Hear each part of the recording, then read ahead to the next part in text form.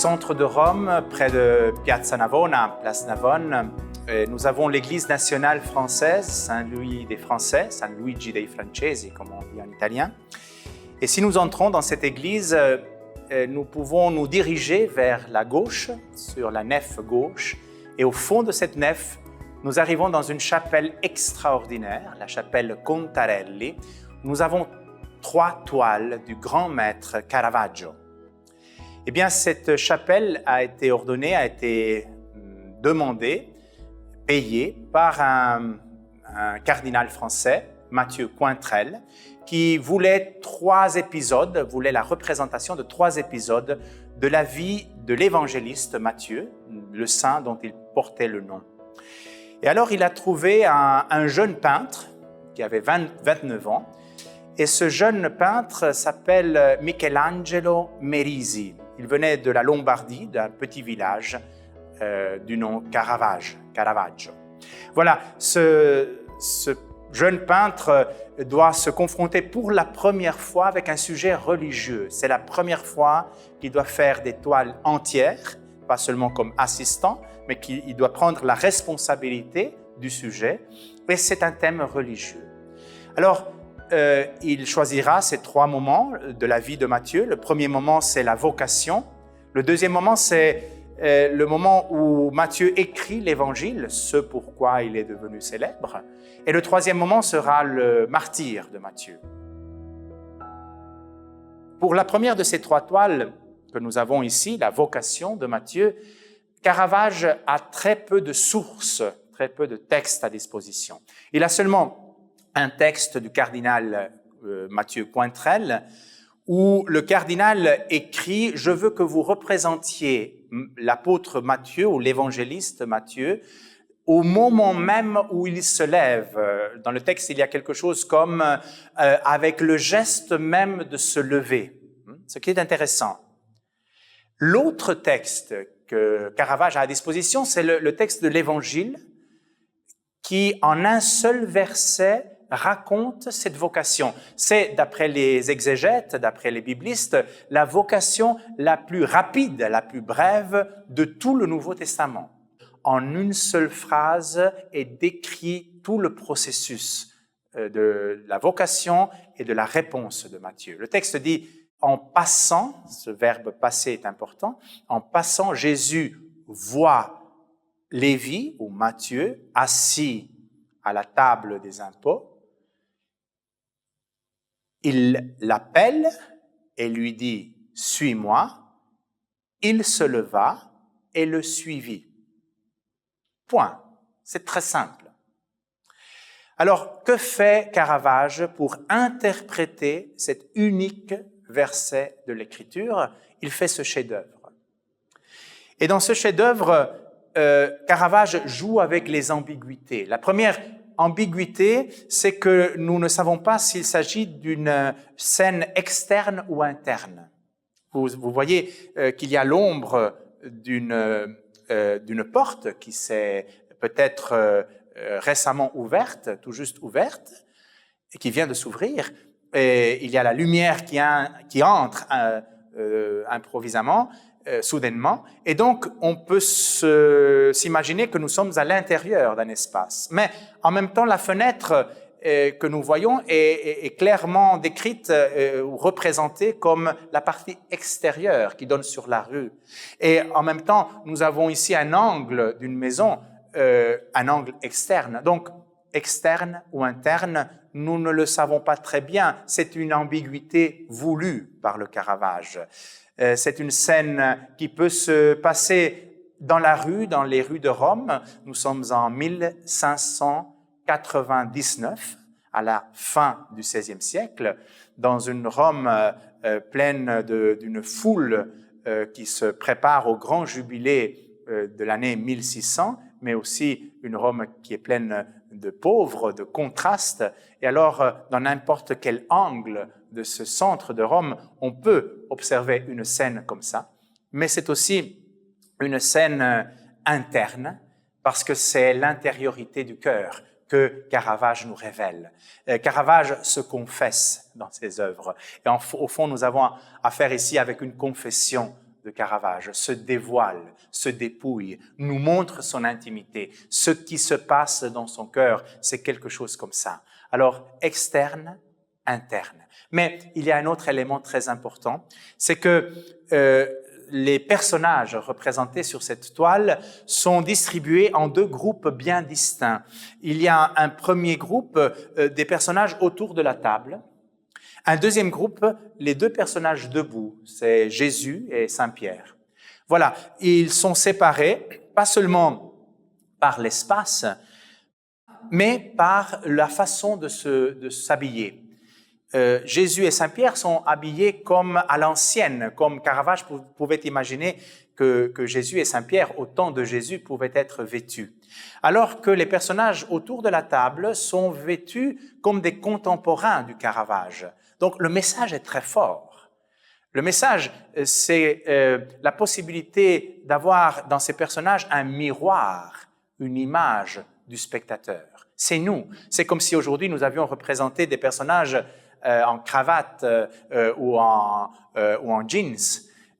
Voilà. Alors que Jésus, c'est le vrai Jésus, le Jésus d'il y a 1600 ans, dirait Caravage, mais qui est entré dans notre temps présent. C'est ça le message de cette différence de vêtements. Non? La rencontre avec Jésus, ce n'est pas la rencontre avec une théorie, avec un texte, avec un principe, même pas avec une énergie diffuse, mais avec une personne réellement vivante qui entre dans notre actualité, qui entre dans notre présent. Voilà, la vocation, c'est rencontrer un vivant, un Jésus vivant. Entre ces deux groupes, il y a un gouffre, un abîme d'obscurité. C'est la distance. C'est la distance qui, en hébreu et dans les textes bibliques, est l'image du péché. Le péché, c'est la non-relation, l'absence de relation, donc la distance. Et distance, pourquoi? Parce que la vie de ce collecteur d'impôts, comme nous savons d'après les textes de l'Antiquité, est une vie terrible, qui exploite la population. Nous savons que les publicains, les collecteurs d'impôts, devaient envoyer à Rome régulièrement beaucoup d'argent, mais prenaient une marge bien plus grande auprès de la population locale pour s'enrichir eux-mêmes. Alors que c'était des membres du même peuple. Ici, Lévi est un juif, est un hébreu comme les autres hébreux, mais un traître. Il trahit son peuple, il exploite les plus pauvres de son peuple. Et contre qui il sera violent, ce publicain? Pas contre le riche juif qui peut-être est ami du centurion romain et donc on ne peut pas le toucher, mais il sera violent contre le pauvre juif qui ne peut pas se défendre et qui n'a plus d'argent. Et nous avons beaucoup de témoignages de l'Antiquité de ces publicains qui se font payer en nature. Tu n'as plus d'argent, alors tu me donnes la maison, alors tu me donnes ton épouse, tu me donnes ta fille, tu me donnes ton fils.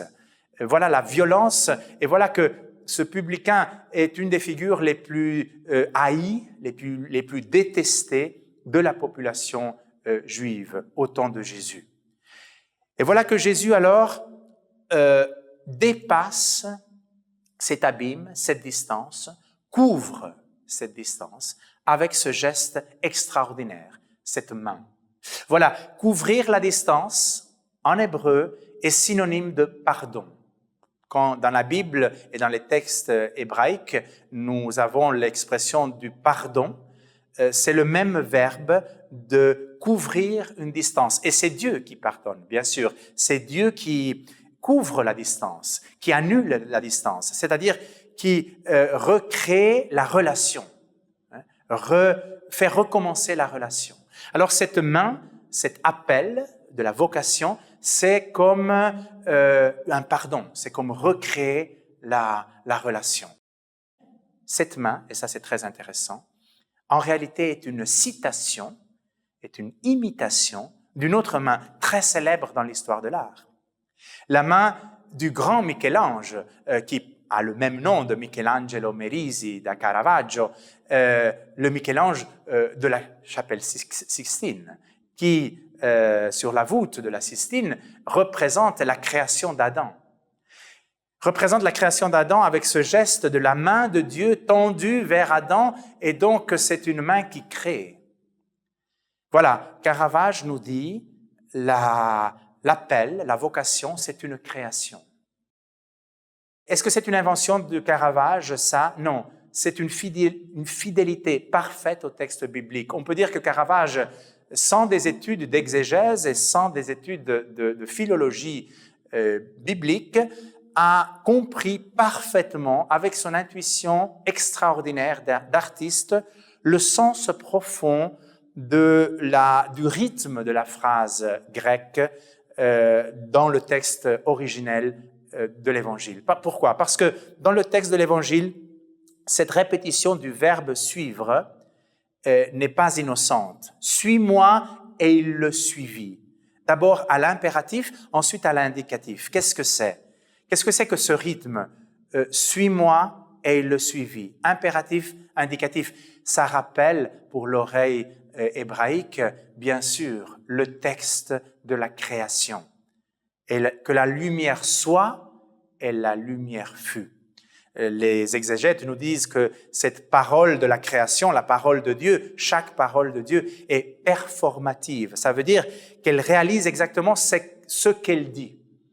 Et alors, en reprenant le même rythme du texte de la création, que la lumière soit, la lumière fut, suis-moi, il le suivit, l'évangéliste, l'auteur de l'évangile, du texte de l'évangile, nous dit c'est une création.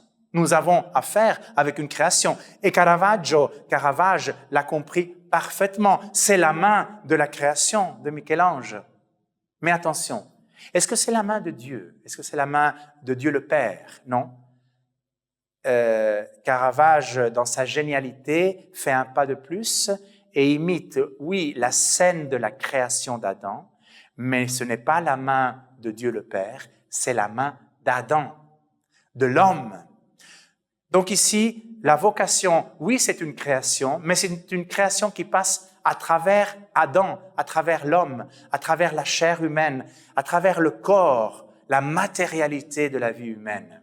C'est comme si Caravage nous disait, je ne crois pas que la vocation soit quelque chose qui vient sur les nuages, dans un abstrait ou dans un miracle, mais la vocation, c'est quelque chose qui passe à travers la chair humaine, les rencontres avec les autres Adams, avec les autres hommes. Voilà, Dieu appelle à travers l'homme. Cette main est exactement sur l'axe de cette fenêtre qui dessine une croix. Bien sûr, ce n'est pas un hasard. Les fenêtres dans la Rome de la fin du XVIe siècle avaient beaucoup d'autres formes. Caravage choisit cette forme de croix pour mettre ensemble la main qui signifie la parole, l'appel, et la croix. La main signifie la parole parce que cette main, dans la tradition iconographique chrétienne, a souvent été présente dans l'art chrétien simplement pour indiquer la parole de Dieu. Mais saint Paul, dans le Nouveau Testament, crée une formule intéressante et dit que, au fond, la parole qui touche les cœurs, la parole qui sauve vraiment, c'est la parole de la croix. C'est-à-dire, c'est la passion de Jésus, l'amour jusqu'à donner sa vie sur la croix, qui est la parole qui arrive et touche nos cœurs et change nos cœurs. La parole de la croix, en grec logos tou staurou, c'est une formule très forte. Et saint Paul dira, je ne suis pas venu chez vous avec des discours savants pour vous convaincre de grands principes intellectuels, mais je suis venu chez vous avec la pauvreté et l'essentialité d'une seule parole, la parole de la croix, qui est une folie, mais qui sauve. Logos tou staurou. Voilà alors la parole de la croix. Caravage s'inspire d'une forme dans l'histoire de l'art médiéval de la fin du Moyen-Âge et de la Renaissance, où nous avons très souvent ce genre de représentation. Un avant-bras ou une main du Christ à l'intérieur de la croix. C'est vraiment la traduction en images la traduction iconographique de l'expression de saint Paul, logos tous tauru. Et voilà qu'ici, Caravage un peu, disons, sépare ces deux éléments, mais les laisse dans l'axe. C'est la parole de la croix qui touche Matthieu. Et alors, à ce moment, on pourrait se dire, mais qui est alors Matthieu? Qui de ces quatre personnages est Matthieu? Ça doit être bien sûr un des quatre assis. Ça, c'est la seule chose que nous savons. Ça ne peut pas être le personnage debout, parce que nous sommes dans ce moment, c'est comme si le temps était suspendu, dans ce moment où Matthieu ne s'est pas encore levé. Nous sommes dans la poétique du moment décisif, dans la suspension du temps, et le moment où Matthieu se lèvera. Et alors voilà, lequel de ces quatre? Le texte du cardinal Cointrel était très clair. Je veux que vous me représentiez Matthieu dans le geste même de se lever. Alors est-ce que c'est celui-ci qui fait le geste exactement de se lever? On pourrait le penser.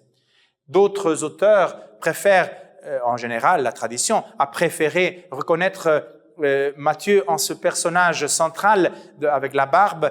Pourquoi? Parce qu'il fait le geste de la main. C'est comme s'il se demandait, est-ce que c'est moi que tu appelles? Est-ce que c'est bien moi? Plus récemment, historiens de l'art, en analysant le triangle très profilé, très aigu, formé par cette droite de l'ombre et par la main de Saint Pierre, arrivent à dire que cela pourrait être ce jeune recourbé, courbé, enfermé en soi-même. Et il pourrait être notre Matthieu. Mais encore plus récemment, et c'est l'option que je choisis ici, d'autres auteurs nous disent qu'en réalité, Caravage a laissé cette ambiguïté, cette difficulté de reconnaître qui est Matthieu, l'a laissé exprès.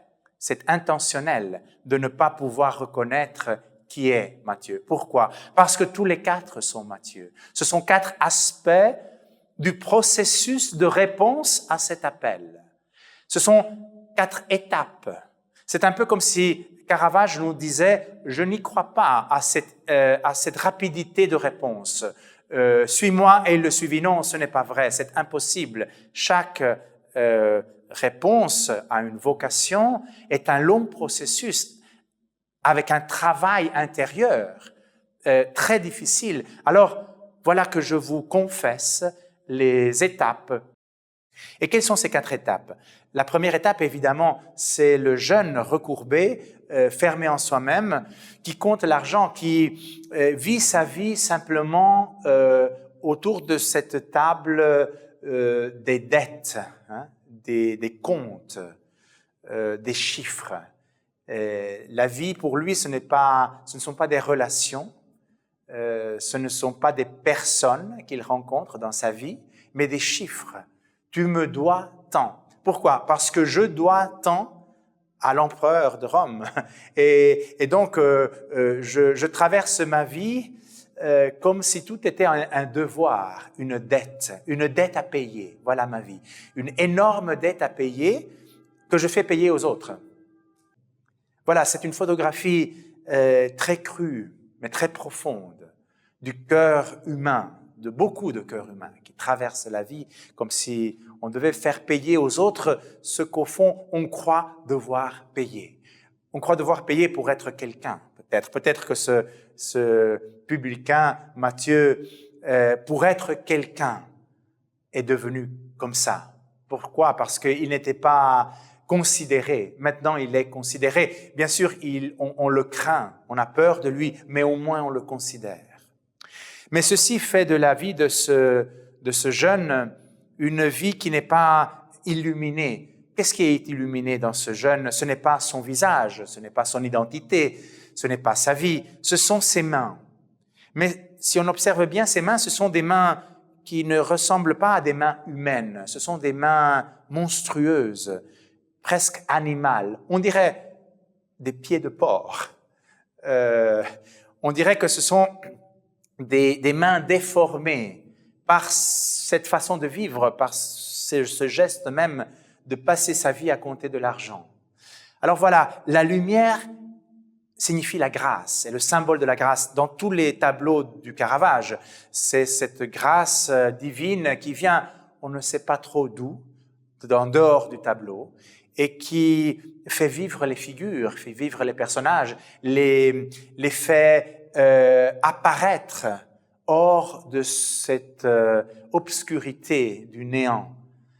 Mais cette lumière n'illumine pas le visage, illumine la déformation de ses mains. Illumine ce qui est monstrueux dans sa vie. Voilà le premier pas de la grâce. Le premier pas de la grâce, ce n'est pas quelque chose de beau. C'est de prendre conscience que la vie que l'on mène est une vie inhumaine, qui nous rend peu humains, qui nous rend animal. Et voilà cette conscience.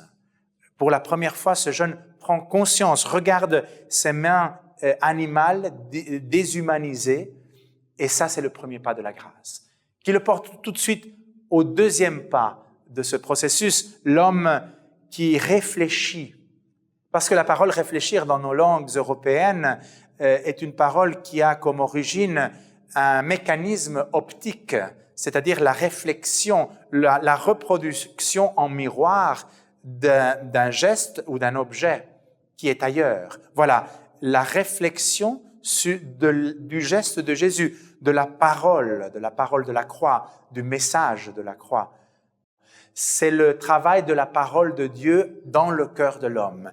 Et alors, sa tête est dressée et la lumière l'illumine pour la première fois.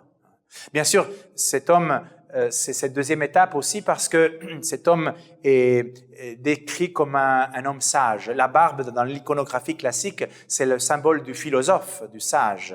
Alors, qui est le sage? Celui qui commence à réfléchir, à penser, à écouter l'écho de la parole de Dieu à l'intérieur. Troisième étape, cet enfant pur, c'est un visage très pur. C'est la pureté produite par cette purification qu'est la parole de Dieu. C'est peut-être le jeune, le préadolescent, l'enfant que Lévi avait toujours voulu être et n'a pas réussi à être. Personne ne décide, personne ne naît en décidant d'être un malfaiteur, d'être un mafieux, d'être un collecteur d'impôts qui trahit son peuple. Mais ce sont souvent les circonstances, bien sûr aussi avec notre culpabilité, mais très souvent c'est la vie même qui nous porte à des choix que nous n'aurions jamais imaginés, jamais voulu. Et alors la parole de Dieu le reporte à cette innocence des origines, à cet enfant que lui avait été et aurait voulu rester. Et donc c'est la pureté du cœur, la virginité du cœur qui est redonnée grâce à cette parole qui purifie. C'est une nouvelle création. C'est pouvoir recommencer. Voilà la rencontre du ressuscité, de la parole de la croix, de la parole du vivant, c'est pouvoir recommencer. La vocation, c'est la possibilité de recommencer. Et alors, ensuite, la quatrième figure, c'est celui qui se lève, bien sûr. Et il se lève, c'est-à-dire il perd l'équilibre. Ici, son tabouret est déséquilibré. La vocation, c'est accepter d'être déséquilibré. La foi, c'est un déséquilibre parce que c'est avoir le centre de soi-même en dehors de soi-même. Et il a une épée aussi parce que la parole décider vient de la racine latine cedere, c'est-à-dire couper.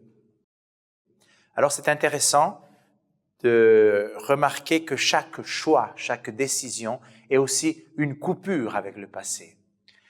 Une coupure avec cette vie représentée par cette table du devoir ou des dettes.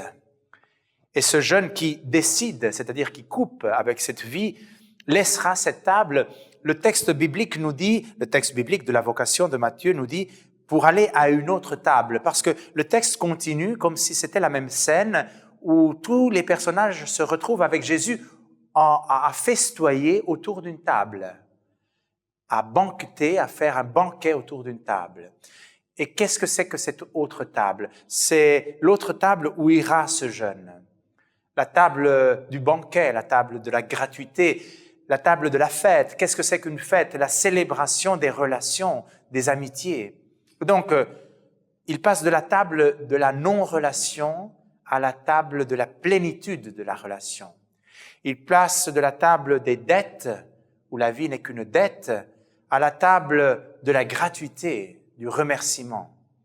Remerciement en grec se dit eucharistia. Charis, la racine charis veut dire la gratuité. Voilà que dans sa génialité, Caravage introduit un côté liturgique dans son tableau. C'est-à-dire, ce tableau est la préparation à la liturgie. Ce tableau photographie l'endroit existentiel d'où l'on vient quand on entre dans l'Eucharistie. On coupe avec la vie précédente et on passe de la table des dettes, de la non-relation, de la violence à la table eucharistique, la table en 3 dimensions, qui est tout proche ici dans la Cappella Contarelli, dans l'église de Saint-Louis des Français, de San Luigi dei Francesi. C'est exactement perpendiculaire à ce tableau que nous trouvons l'autel latéral de cette chapelle où se célébrait la messe. Alors, cette image accompagne le participant à la messe pour dire « Voilà mon histoire, voilà d'où je viens, et maintenant je suis passé d'une table à l'autre. » C'est en réalité la même table, mais transformée. La table, c'est la vie, et l'appel transforme ma table d'une table de la tristesse et de la non-relation à une table eucharistique. La liturgie est l'image de la transfiguration de ma vie, de ce que la parole de Dieu fait avec ma vie. Voilà. Encore 2 derniers détails. Le premier, c'est ce personnage que Caravage ajoute à côté de Jésus. Nous savons par les études chimiques et optiques et de rayons X de cette toile que c'est un ajout du Caravage, cette figure de Saint-Pierre. Et évidemment, nous pouvons dire, voilà, Caravage ajoute un personnage qui n'était pas dans le récit biblique et ajoute le personnage de Pierre parce que nous sommes à Rome et à Rome, il faut que l'on mette Saint-Pierre quelque part. Mais on peut dire davantage, ce Pierre n'est pas montré comme le prince des apôtres, comme un saint parfait. Non, c'est une figure très fragile, vieillissante, qui tremble presque et qui n'est pas à la hauteur de l'élégance et de la beauté du geste de Jésus. Et pourquoi est-ce que Caravage l'ajoute? Certains historiens de l'art nous disent que probablement parce que Caravage a cette profonde conscience de l'imperfection, de la fragilité, et que c'est à travers la fragilité du disciple de Jésus que passe quelque chose à l'autre personnage fragile qui est Lévi, qui est Matthieu. Et peut-être que Matthieu, en tant que grand pécheur, a pu se lever, a pu suivre Jésus parce qu'il a vu un autre personnage fragile, un autre pécheur qui trahira aussi Jésus, qui reniera le Christ, comme Saint-Pierre, près de Jésus. C'est un peu comme si Matthieu disait, voilà, si lui a pu se lever, moi aussi, je peux me lever, je peux passer de l'autre côté. Et alors, ce verbe, se lever, c'est ce verbe que, dans le récit biblique, est mis entre l'impératif « suis-moi » et l'indicatif « et le suivit ». « Suis-moi », il se leva et le suivit. Se lever, c'est la traduction française de la parole dans le texte original, de la parole d'un verbe grec qui signifie ressusciter, au fond, ou que nous traduisons, quand nous le voyons dans d'autres textes, avec le verbe ressusciter. C'est exactement le verbe se lever que les mêmes évangélistes utiliseront dans les récits de la résurrection. Donc, pour la symbolique de la narration biblique, du récit biblique, l'introduction de ce verbe se lever, c'est comme dire, entre l'impératif « suis-moi » et l'indicatif « le suivi », il y a une histoire de résurrection. Au fond, la vocation est une résurrection. C'est une nouvelle création, mais c'est aussi une résurrection. Et au fond, tout le tableau est une histoire de Pâques, de mort et de résurrection. En passant, dit le texte, c'est le verbe de la passion, c'est le verbe de la mort sur la croix. Et c'est la parole de la passion, c'est la parole de la croix. Jésus qui meurt, qui donne sa vie. Et à partir de ce mot de la croix, ce logos tous taurou, à partir de la mort de Jésus, l'histoire de Pâques entre dans l'histoire présente de Matthieu et se transforme en résurrection. Donc la résurrection du Christ n'est pas seulement une histoire d'il y a 2000 ans pour nous ou 1600 ans pour Caravage, c'est une histoire qui entre dans notre présent. La résurrection nous prend dans notre histoire. Dans la résurrection du Christ, nous sommes pris de notre mort, de la table où nous sommes morts, où notre cœur est mort, où nous avons la mort au cœur, à la vie, à la plénitude de la vie. Mais cette résurrection n'est pas simple. On a vu, cette résurrection suit différentes étapes et peut avoir aussi des obstacles. Et Caravage alors dessine une dernière figure, un dernier personnage. C'est ce personnage aux antipodes de Jésus. C'est ce personnage avec les lunettes qui est penché sur la première étape de Matthieu. Et ce personnage, si l'on cherche les parallèles dans l'histoire de l'art, dans la Renaissance, est situé à côté de l'oreille, comme quelqu'un qui suggère.